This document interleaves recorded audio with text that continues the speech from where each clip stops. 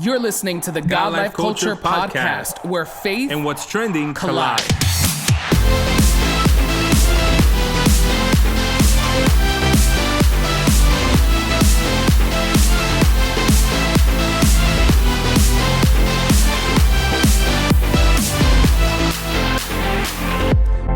Welcome to the latest episode of the God Life Culture Podcast. This is Eddie. What's up, everyone? This is Miguel, and we are so thankful that you are tuned in for another episode of the God Life Culture Podcast. If this is your first time listening, make sure you hit that subscribe button so you can be notified every time we drop a new episode. Yes. We are so thankful. If you are a returning listener, welcome back for another week, another conversation, another podcast, and we just pray that, like always, you are blessed, encouraged, motivated, inspired, energized, and just ready to, tackle on the next thing in your life and, the next activity, the next task, and, crush it and kill it in whatever you do. Yeah, absolutely. And today we're going to be speaking about something that at one time or another, I think everybody, depending on, it could vary for the reason why, but has to do and is never the easiest.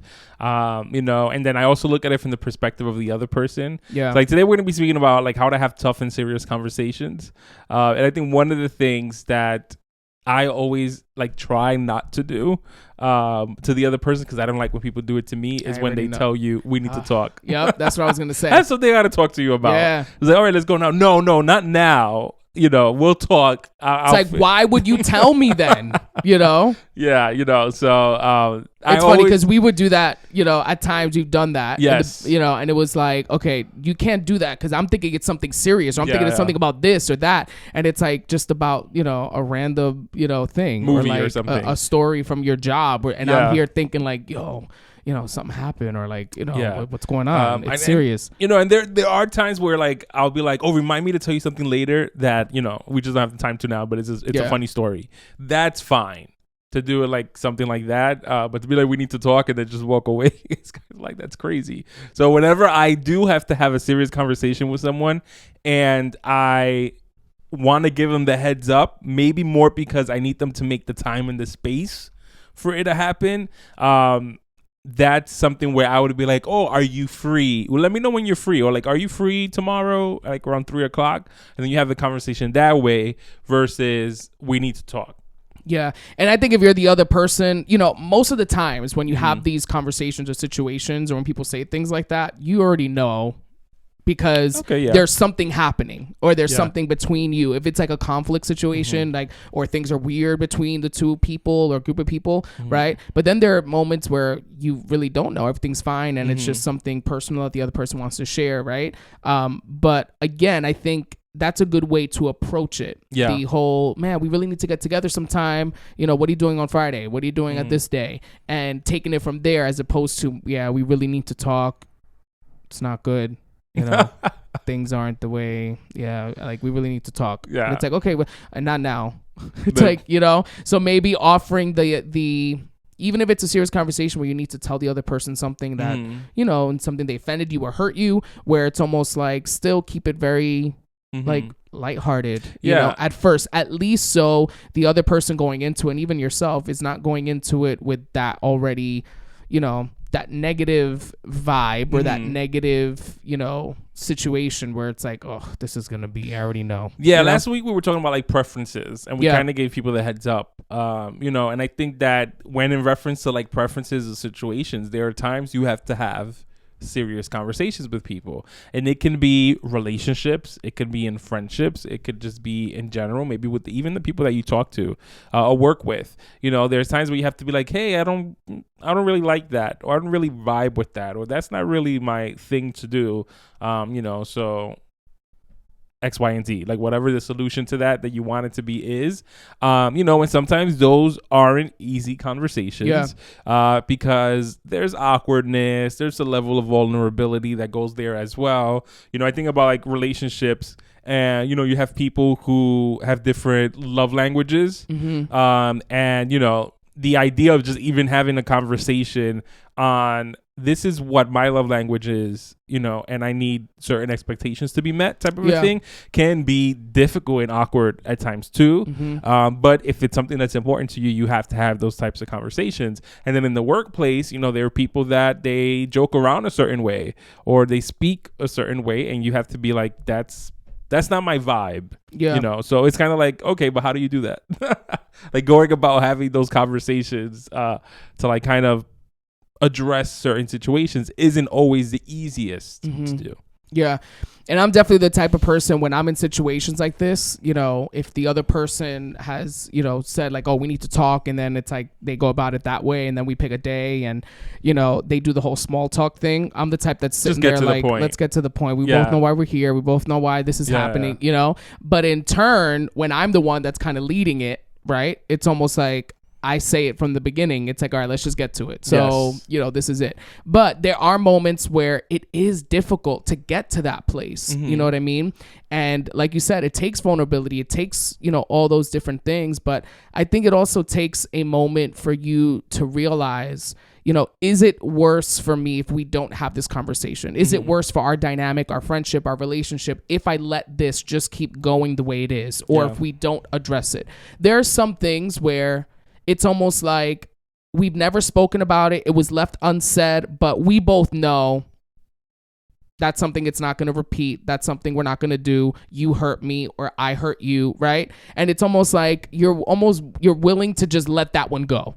You know what I mean? But then there's certain things where you have to talk about it and you have to express yourself and you have to hear the other person out, you know. And I think we've spoken about this before, where this is where we then see the buildup effect and just that buildup of emotions, of feelings. And then it's almost like, you know, you get to a point where then you explode and then it's not good, you know? So I think it's important to, when you have something serious to bring up, that, you know, you bring it up in the right time, the right place, the right setting, and you started off somewhat positively, you know? And I think that's like one of the first steps where, you know, you either thank the person for being there, for taking out the time to talk to you, you know, and you really let them, like, you know, starting off the conversation on a positive note, you know, and then kind of taking it from there and getting into everything else that you need to get to.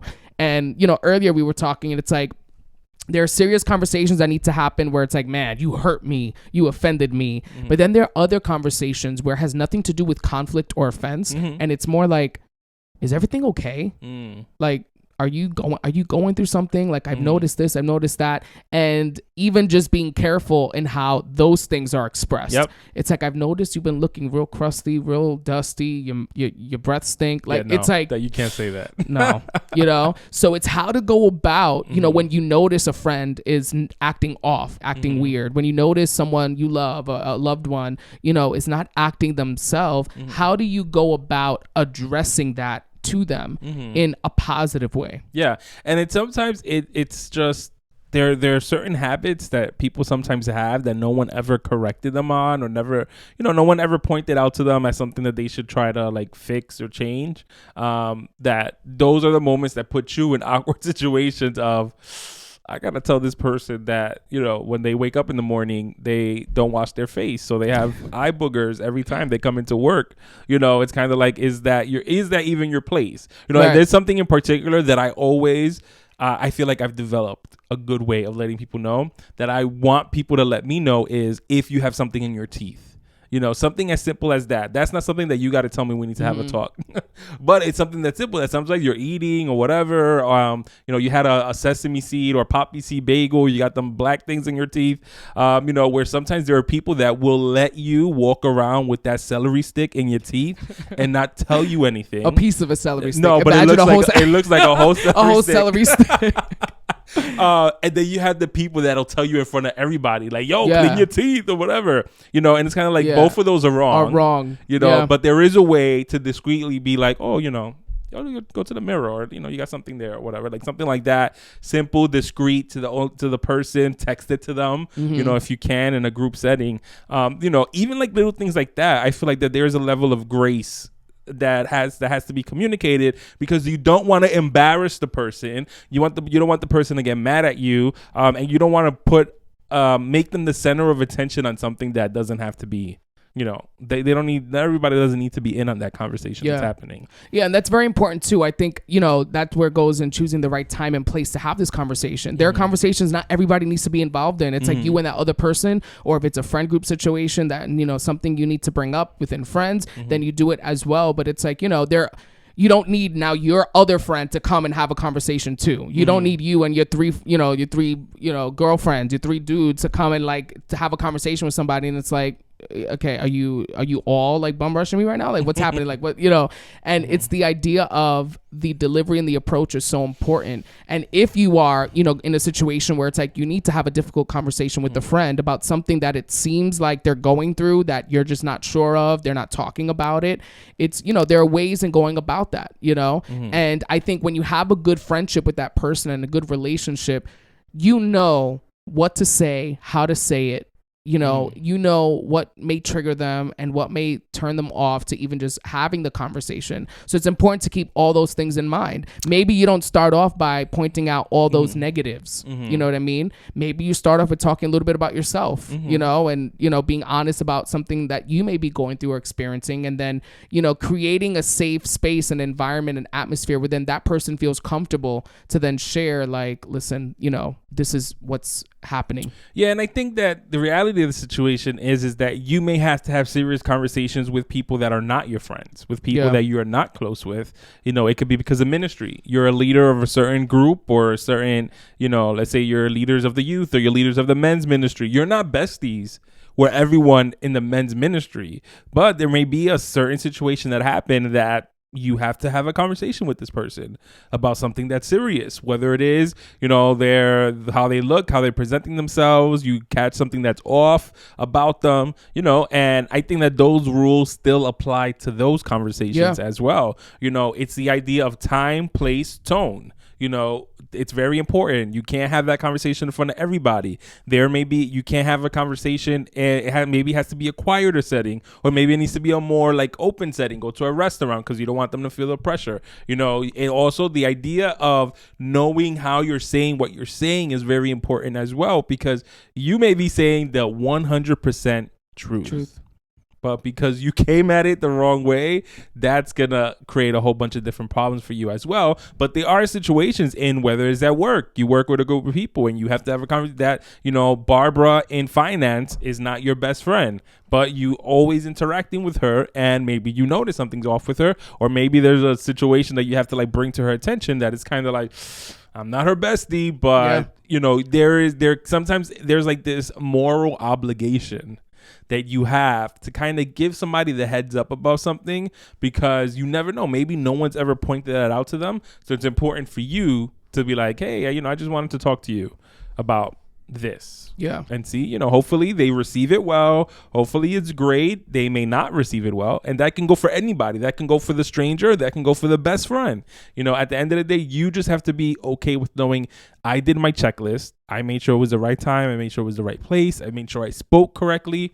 However they received it, they received it. Yeah, for sure. And I think one of the things that I try to do, you know, and I guess I've learned, right, through the years is the idea of perspective. How when you have to have this difficult conversation with someone, try looking at the situation from their perspective. Yeah. You know, we see things through our lens. We filter it through our lens. We see things the way we see them. And it's sometimes important to look at the situation from a different perspective, particularly the perspective of the individual you're talking to or the group of people. So I think that's also important, where that could also help you navigate through the feelings, the emotions, and even just having the conversation. It's like, you know, looking at the situation from their perspective. What are they going through that you know they're going through right now? What is it in their character that you can see this is why they're receiving it that way? Yeah. What is it about the way they act or the way they talk and communicate their feelings or emotions that, you know, gives you context to know this is why they're acting this way? Yeah. You know? And I think that there's times where you can, I was thinking that there's ways that you can have a conversation with people that is kind of indirectly, you know, and I was thinking about the time where I took on more responsibilities at my job a few years back because someone was leaving, and with that new responsibility came the idea that now I had to work with a new team of people. Yeah. And I used to hear horror stories about this person from a different department that you had to work with. That's what it was. Horror stories. This person would sometimes come around by us and just start yelling at everybody. Not me, but you know, I never had to have an interaction with them. But I already knew that this was the reputation that this person had. Mm-hmm. So I had to make a decision. Am I going to sit down with this person and be like, listen, the way you talk to everybody else here is not going to fly with me? Or do I nip it in the bud in a more creative way? And, you know, the way that I did that is that I set a precedence for how we were going to communicate moving forward, regardless of how everybody else communicated with that person, whether it is that they did everything via email or whatever. I was like, no. I'm going to change it up. I'm going to give them a call and let them know, hey, I'm sending you an email. For example, like this is one of the things that I did. Hey, I'm sending you an email that says X, Y, and Z. And I just wanted to give you the heads up of why I was saying that stuff or whatever, so that you will understand where I was coming from. That simple change has worked miracles in the way that person communicates with me in particular. I don't know about everybody else, but with me, I've never had an issue with this person. Yeah. This person has never came over to yell at me, or has never sent me an email that was gross and like very rude or whatever, because I realized that one of the issues was that people read things and interpret it the way that they feel like interpreting it. And me sending an email to that person saying, hey, you messed up here, or this is missing, or whatever, is already putting them on the offensive.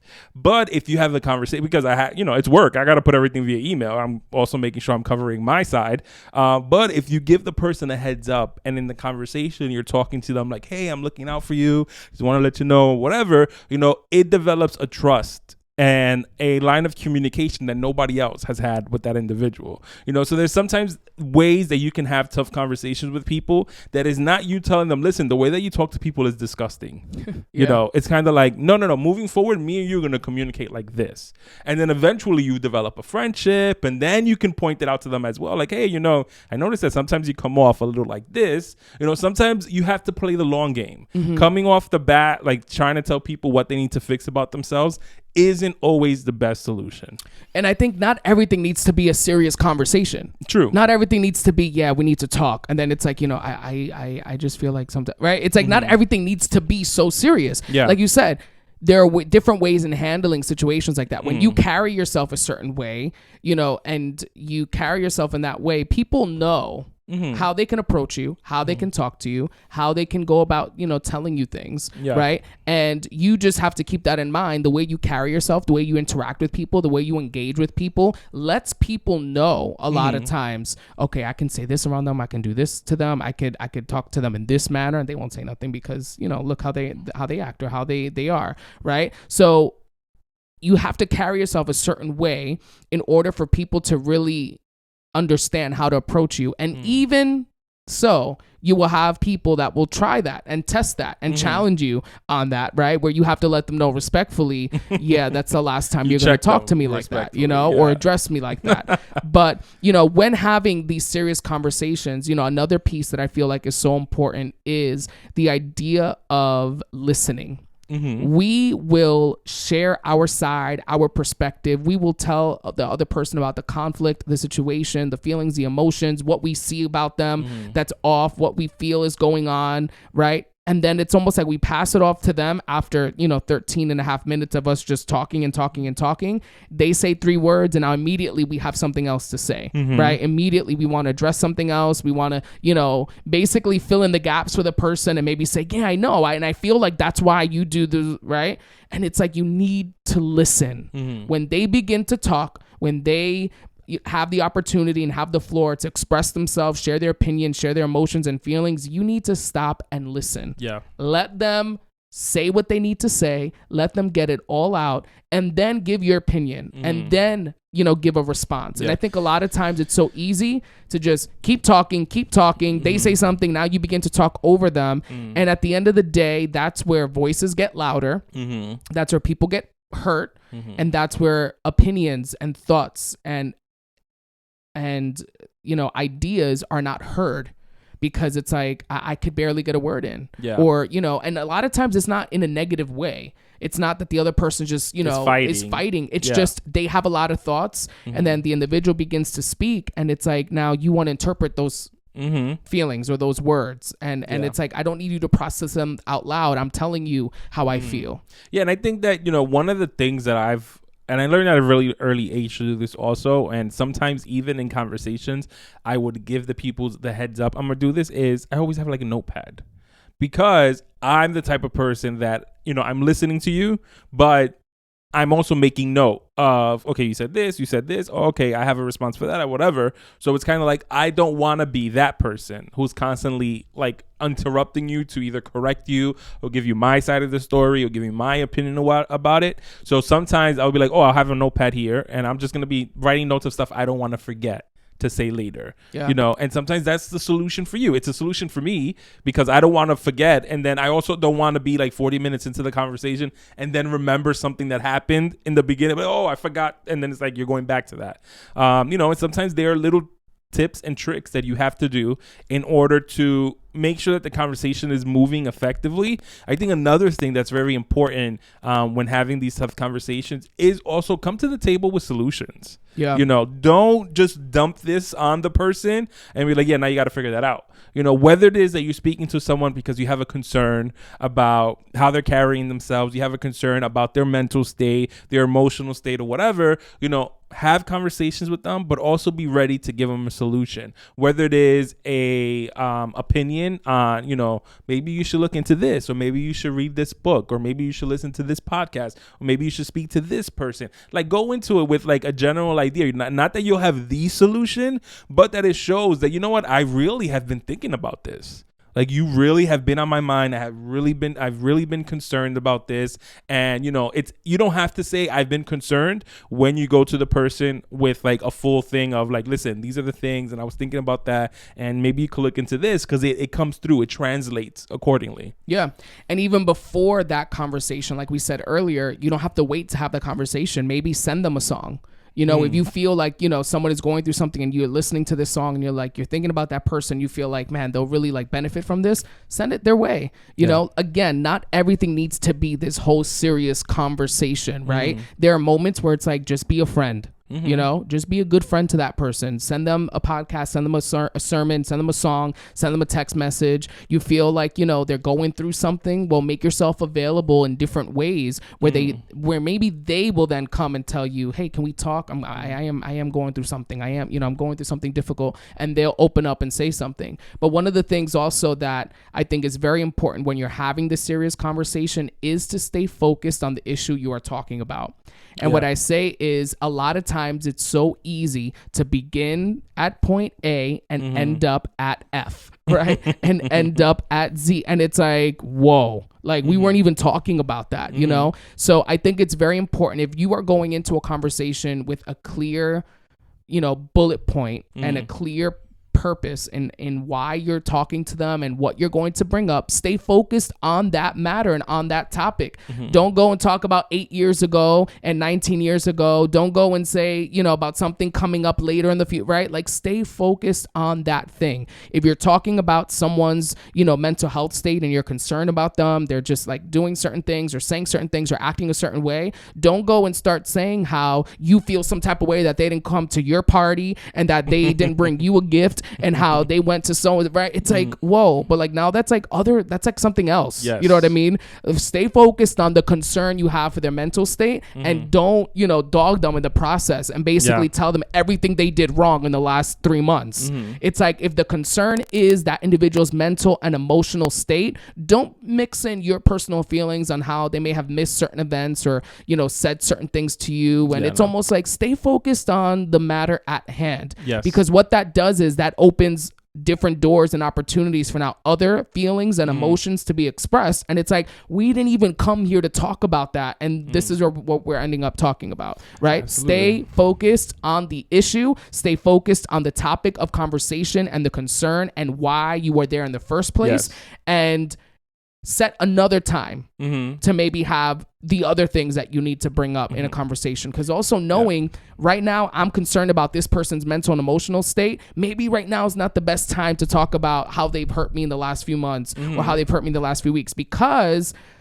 the odds are they are aware that they've been a bad friend. They are aware that they haven't been the best lately. Yeah. And it's because of everything they're going through. So now hearing you tell them, it's probably going to make the situation worse. Yeah, and I think that advice goes both ways, where it's not only about making sure that you stay on topic, but also the other individual stays on topic as well, especially when you're having like conflict resolution, hard conversations, because I've been in many conversations like that as well, where the person just keeps trying to like deviate into something else, and I'm like, okay, we can talk about that at a later time, but right now we're talking about this. And then once again they keep trying to go, it's like they're trying to avoid having the conversation, where sometimes you have to be like, do you not want to have this conversation? Because if you don't, that's fine, just let me know and we can end this and we can walk away. But if you really do, let's try to stay on task. Let's try to stay focused and really work through this. Like if there's a whole bunch of other things we got to talk about, we can do also. But I don't feel comfortable moving forward